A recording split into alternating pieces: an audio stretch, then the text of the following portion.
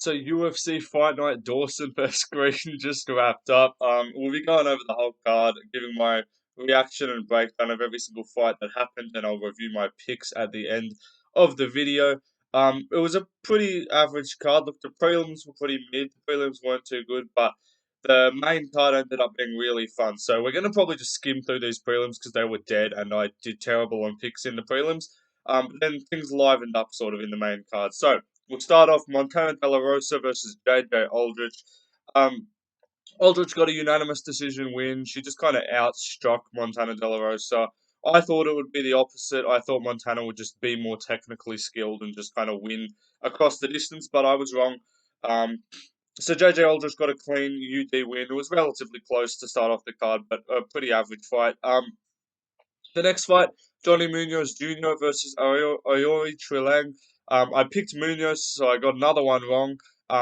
This one I missed the first round, but the second and third, it was like Aoriquileng sort of was just better. He did better on the feet. He was a lot cleaner on the feet. Munhoz only really has grappling, which I believe he utilized in the first round, is what I picked up because it was 29-28 across the board for Aoriquileng.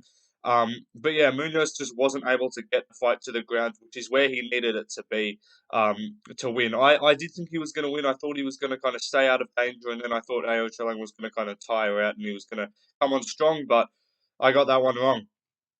The next one, Venessa Demopulous versus Kanako Marata. This one was a fucking shit decision, so this one wasn't even my fault. Like, Marata clearly won 2 rounds, in my opinion. Look, you can say, oh, damage, like, yeah, sure, you fucking punched the person from bottom, but, like, come on, you're getting held down for, like, 3.5 minutes. Like, I don't see why the scoring system should allow someone to win. And it's not like Venessa even did anything on the feet before the takedown. So, I don't know. Just because Kanako Murata showed kind of damage when she got up, maybe that's why they scored it. Like she had like a bit of a bruised face, but she held it down. She clearly won the third, and then the second round, I thought she pretty clearly won. She had like 3.5 minutes of control time, and she was landing some decent ground and pound. So I don't know why you don't score that for her.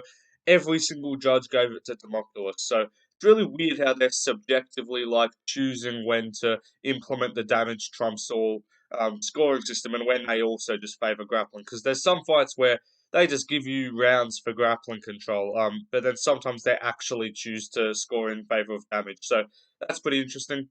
But we move on up the card. Matteus Mendonca versus Nate Maness. This one was just stupidity from Mendonca. Look, he was meant to win. He should have clearly won. But Maness like just had IQ and Mendonca didn't. Mendonca kept fucking diving for leg locks and shit. He kept going for like heel hooks and ankle locks, and he just kept getting punched in the face, put himself in a bad position, and eventually just got finished off. In the first round, it was stupid. I don't know what he was doing. He's clearly a better striker than Maness. He struck with Basharat for 3 rounds, and it was relatively close.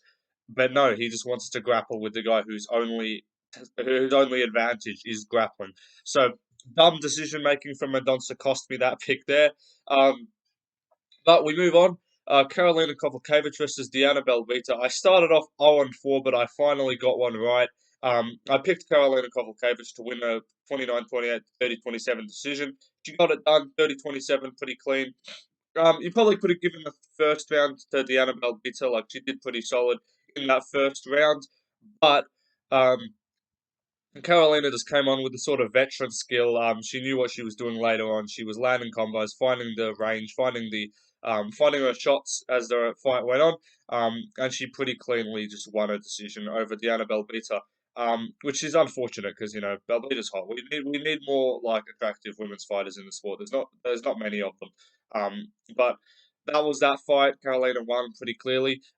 We move up to the main card though because Linz pulled out like a bitch, and the Linz versus Kutalava fight, which I was really excited for, ended up not happening. So that's unfortunate. Probably rebook Kutalava for a card pretty soon. You could probably get him on like a Apex card or something in like November maybe. But Linz terrible. Keeps pulling out on fight day. Unacceptable stuff. But the main card opener, Bill Algeo versus Alexander Hernandez. I picked Bill Algeo to win. I forget what I said as my official call, but I said he was going to win, and he did so. He looked pretty clean. He got it done across the board against Alexander Hernandez. There was an eye poke, I think it was in the second round, which was pretty bad. I thought it was a punch. I was like, keep fighting, that was a punch.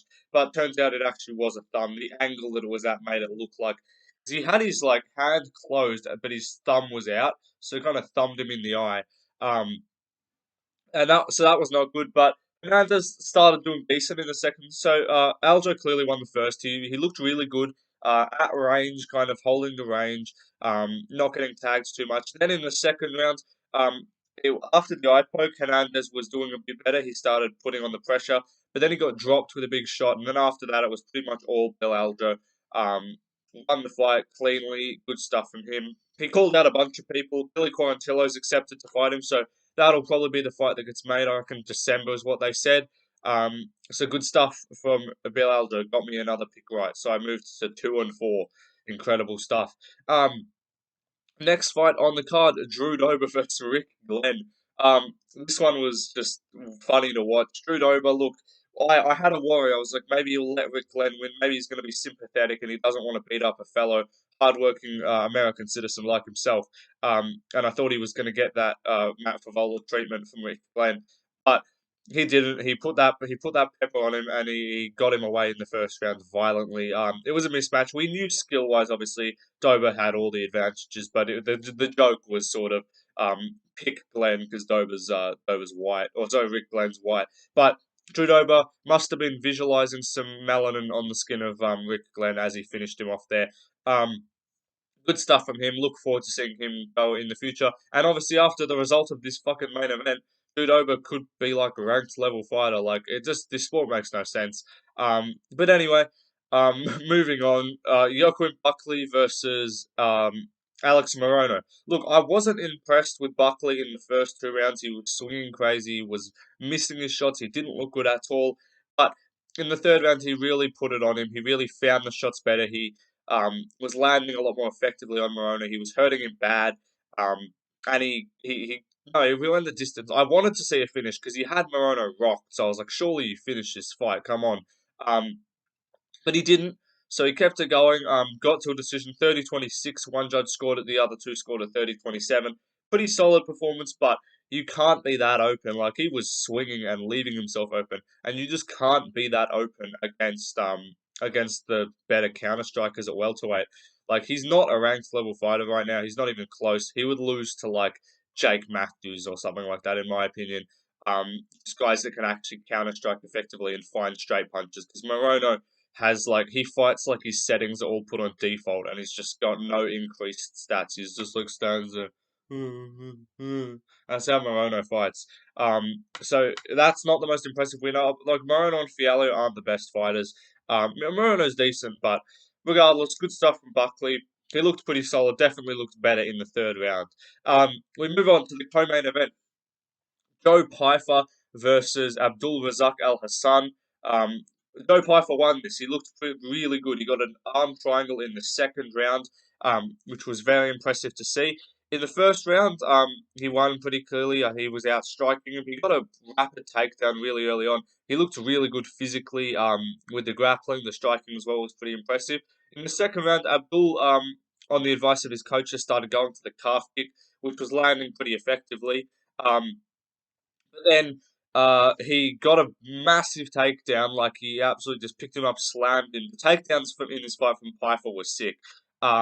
Picked him up, slammed him, and then moved his way to a head and arm choke, which he did secure, and he tapped out Abdul Razak Al Hassan, who kind of tapped with a fist, which is not what you're meant to do. I think he was probably trying to create some controversy, maybe. But he definitely tapped, and then in the end, he went out anyway, because the ref didn't stop it, because the ref probably thought he was trying to pull some tomfoolery. But he was tapping with a close fist, like he was doing this. And so the ref's like, is that a tap? And then he went out. So good stuff from Joe Pyfer, really impressive. Got a bonus for his troubles. The other bonuses went to Maness, Dober, and Bobby Green. So all good performances from them. But we move on to that man, Bobby Green, in the main event against Grant Dawson. He came in massive underdog. Dawson closed as like a -500. You'd be dumb if you bet on him. Like, never bet on unproven lightweight prospects at -500 odds. You're always going to be best to take the dog, especially someone with Bobby Green who can put guys down like he did, obviously, in this fight. Not a lot to talk about in terms of the actual fight itself. Look, Dawson came out, he threw a sloppy overhand, and I was like, that's not good. I don't like that. Um, but and then he kept going, not much happening, and then bam, Bobby Green out of nowhere just catches him. I think it was like a southpaw straight left. And he just put him down, ground and pound, finished him off, put him out cold. Um, so good stuff from Bobby Green. It was an absolute crazy outcome. I want to see. Let me find out what the official time was for the finish. I think it was like 31 seconds. 33 seconds finish for Bobby Green. That's ridiculous. Grant Dawson's going to go all the way back now. That hype is well and truly dead. He just got absolutely flattened by Bobby Green. And in hindsight, this is what we can talk about now. Tony Ferguson don't look all that bad. Tony Ferguson survived on the feet with Bobby Green and actually dropped him and looked pretty decent. So maybe Tony Ferguson's actually not too bad. We don't know. But Bobby Green, he didn't call a name, he called a date. He said he wants December. And Moicano definitely.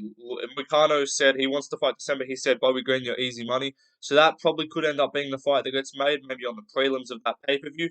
Um, Bobby Green said he wanted to fight Dan Hooker, but Dan Hooker's not going to be back this year because he like had a nasty injury in July. So what's that? August, September, October, November. Like he's not going to be back in December. I think he's going to be probably returning like February or something.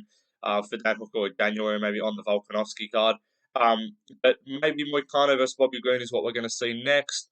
If he doesn't end up fighting in December, then he could probably fight like the winner of Fravola versus Buenos Saint Denis, something like that. But crazy performance from Bobby Green, who is now going to be ranked number 10 in the world. Absolutely crazy.